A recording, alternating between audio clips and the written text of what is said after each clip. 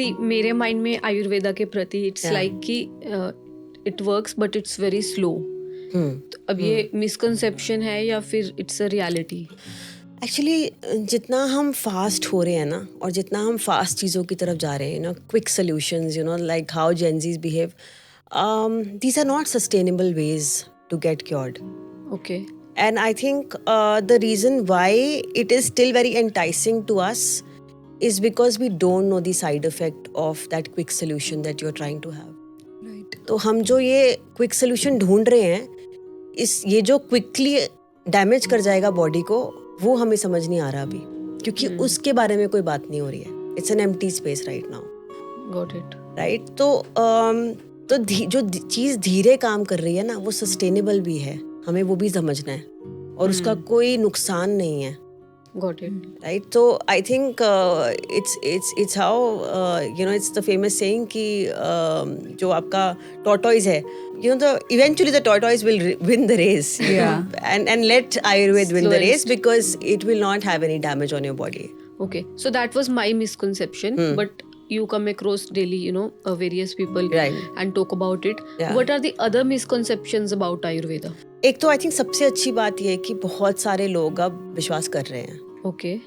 तो I think specially Covid के बाद it's a very gradual shift that has happened, that people are now believing in Ayurveda. And I think अभी थोड़ा westernise करना पड़ेगा, क्योंकि अभी इंडिया को तभी समझ आएगा. So we are trying to westernize it so that India eventually understands it.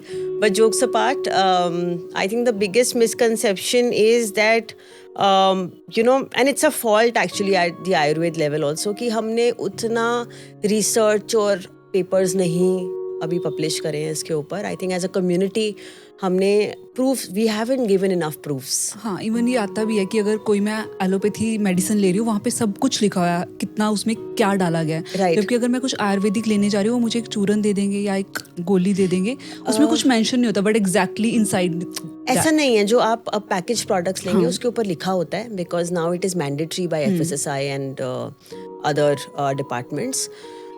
But having said that, I think in my opinion one is the absence of research and proofs, right? And इसका जो सबसे बड़ा कारण है वो ये है कि आयुर्वेद आज तक ना घरों में प्रैक्टिस किया गया, right? बड़ा ही unorganised, unstructured school of thought था ये.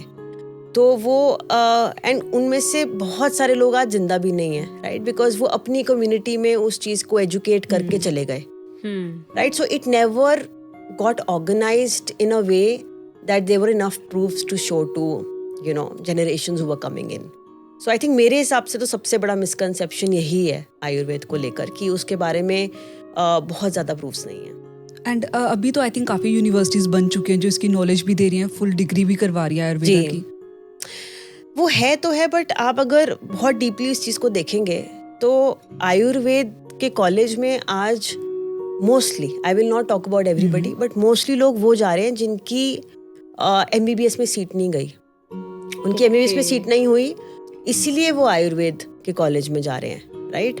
तो जब वो लोग उस फील्ड में काम करते हैं जो कॉम्प्रोमाइज से या एक सेकंड ऑप्शन की वजह से आ गए, तो आप वो उस तरह की एक्सीलेंस आप उसमें नहीं एक्सपेक्ट कर सकते, क्योंकि आई थिंक पैशन अभी जो है वो मिसिंग है टुवर्ड्स द फील्ड. जो क्यूरियोसिटी होनी चाहिए वो नहीं होगी उनमें. राइट.